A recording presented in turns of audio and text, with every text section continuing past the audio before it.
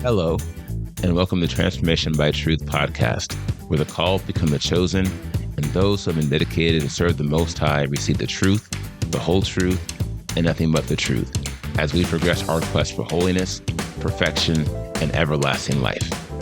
My name is D.L. Anderson. I'll be your tour guide. Let's get started with today's lesson.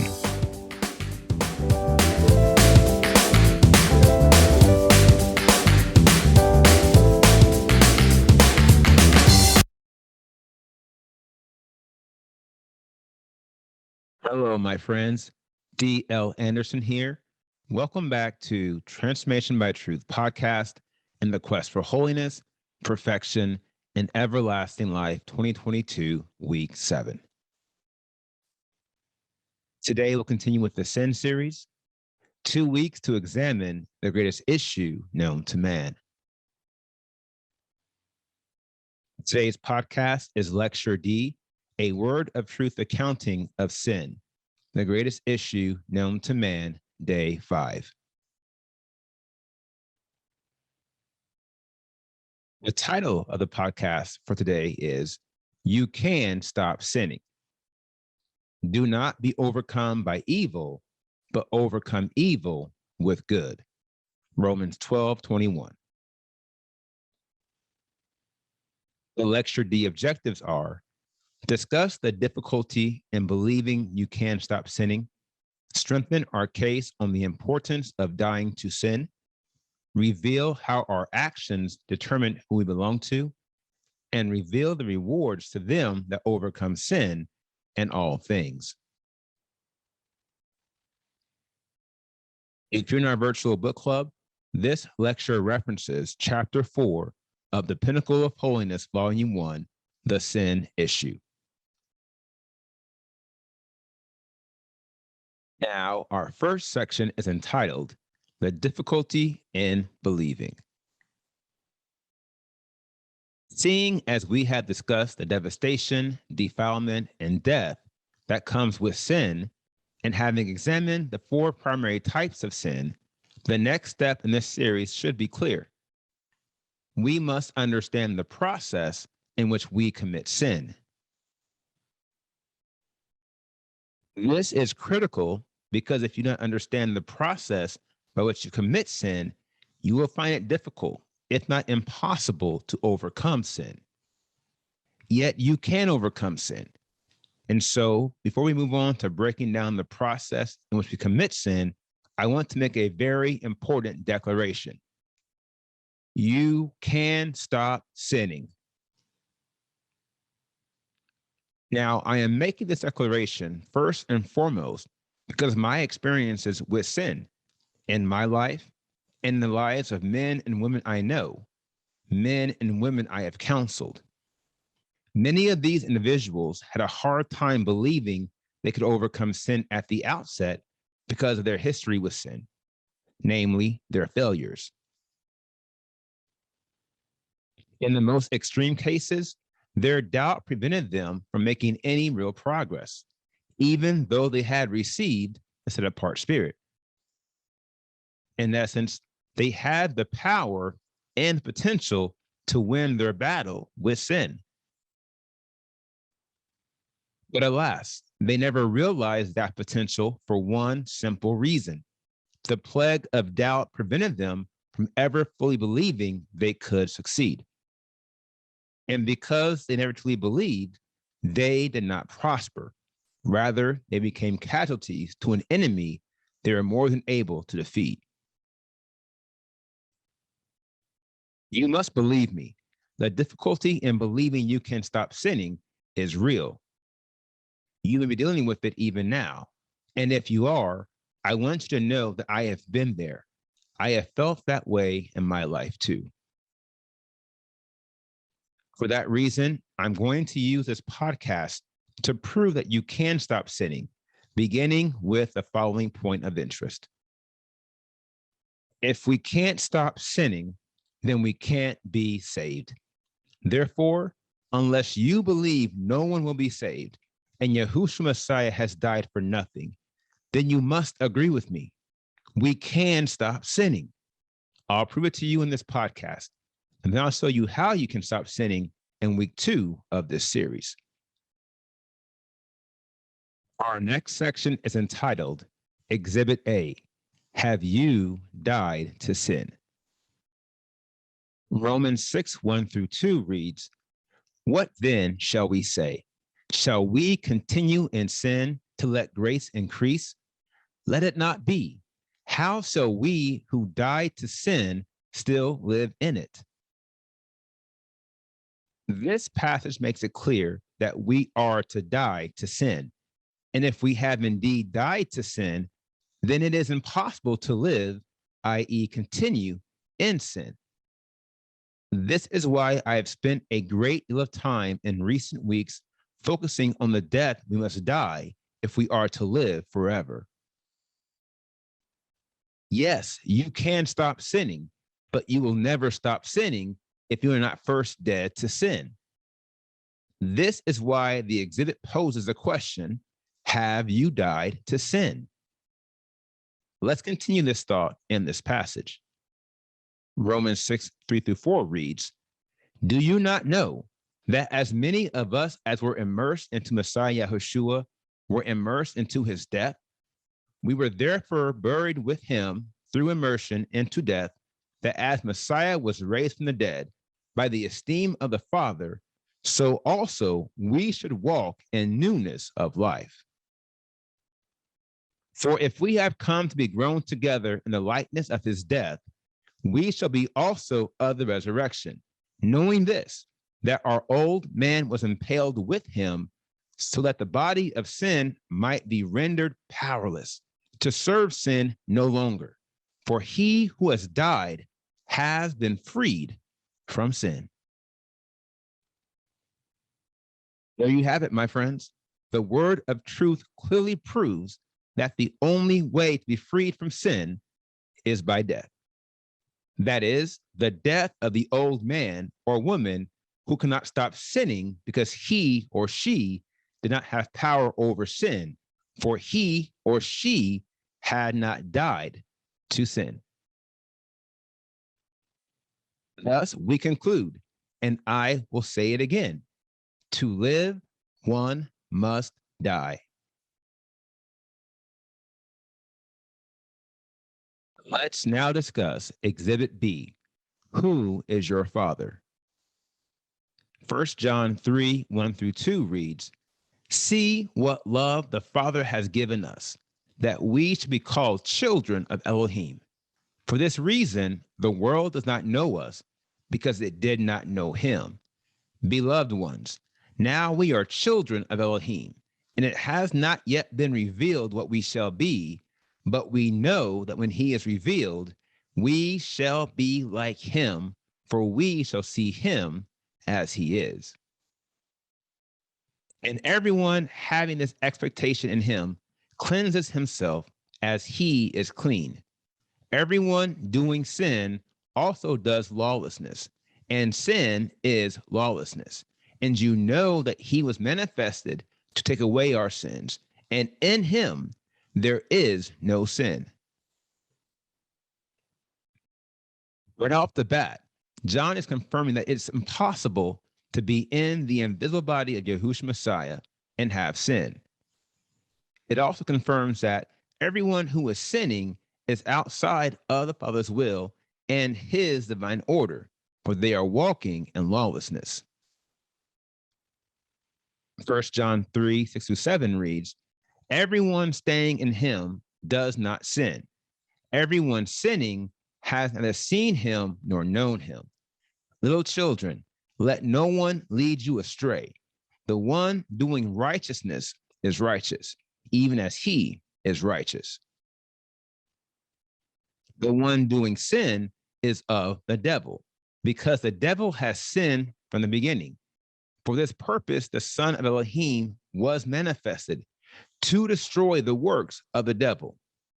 Everyone having been born of Elohim does not sin, because his seed stays in him, and he is powerless to sin, because he has been born of Elohim.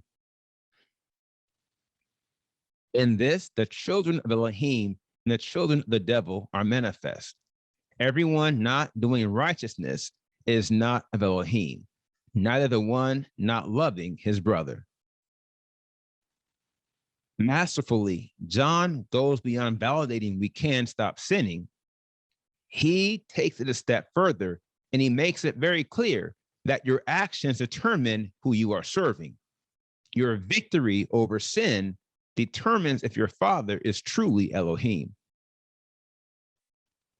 The word of truth clearly reveals everyone being born of Elohim does not sin. Who then can honestly suggest we can stop sinning?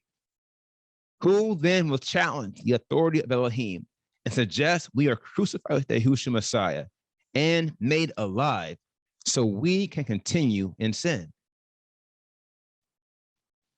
I trust this man or woman does not exist. And I'm sure no one is making a direct indictment against the Father on this wise. However, many are living in accordance with this lie. They have not overcome sin, yet they believe they have been born again. Alas, these will learn the truth in a most devastating way when they are plunged into endless death with their father, the devil. Let's now discuss Exhibit C, to them that overcome. The last exhibit I'll submit, in short order, is the fact that John's letters to the 7 churches all end with the same phrase, to him who overcomes. Likewise, this phrase is followed with a distinct promise that confirms the weight of not only overcoming sin, but all things. For as you know, there are 7 great enemies you will face on this quest. As for the 7 promises made to the 7 churches in John's letter, I am going to share those with you as I close out this lecture. I want you to keep them in your mind and your heart as you continue this quest. And always remember, these promises are not just for the 7 churches. These promises, my friend, are for you. Revelation 2:7 reads, to him who overcomes, I shall give to eat from the tree of life, which is in the midst of the paradise of Elohim. Revelation 2:11, he who overcomes shall by no means be harmed by the second death.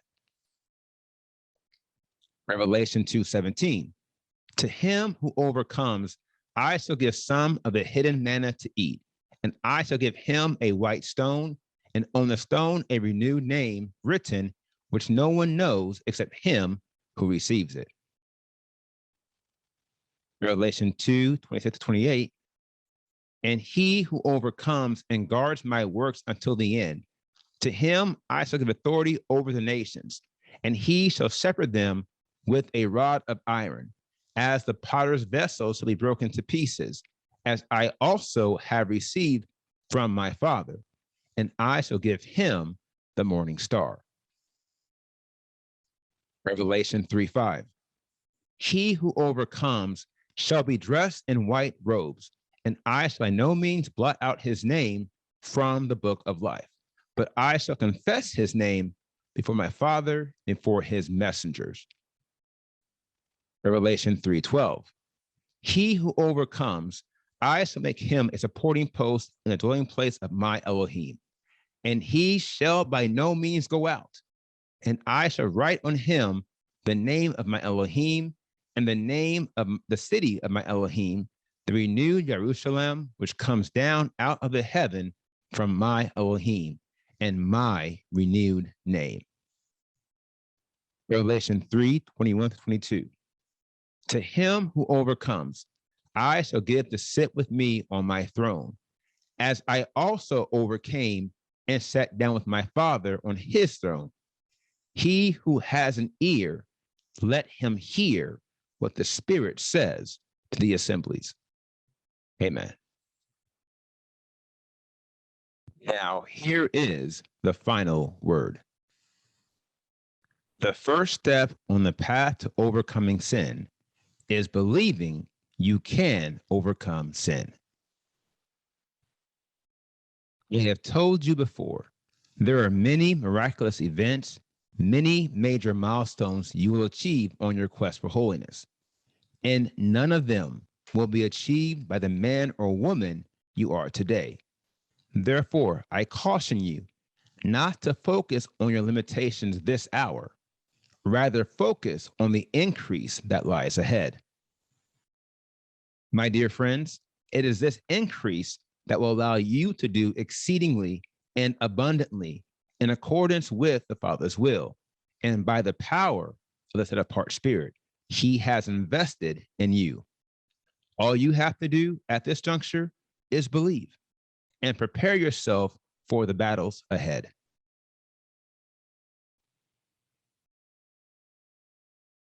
Now, here is the assignment for today.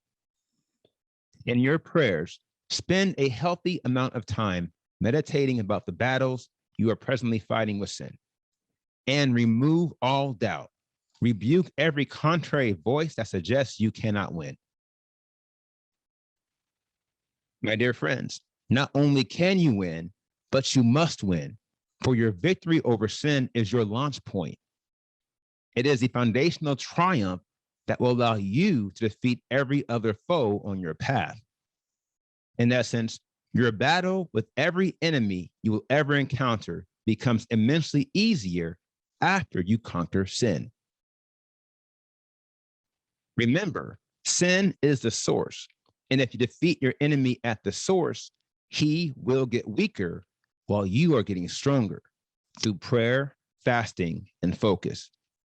Then comes power, then comes authority, then comes dominion, then comes complete and flawless victory. Let's now discuss what's next.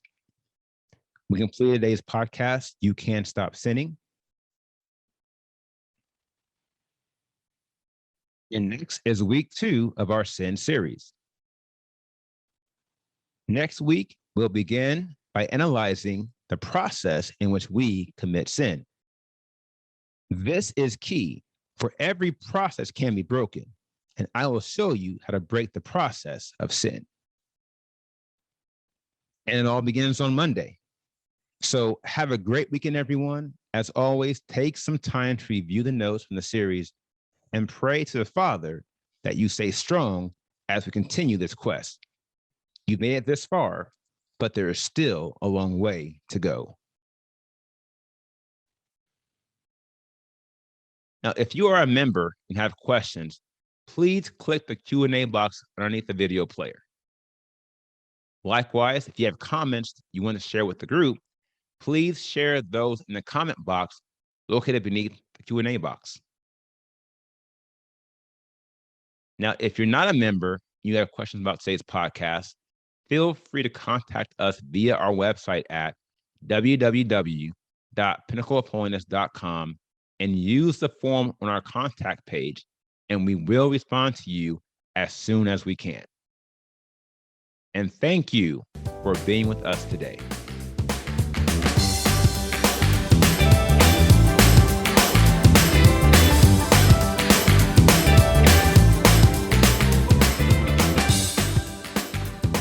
I hope you enjoyed today's podcast.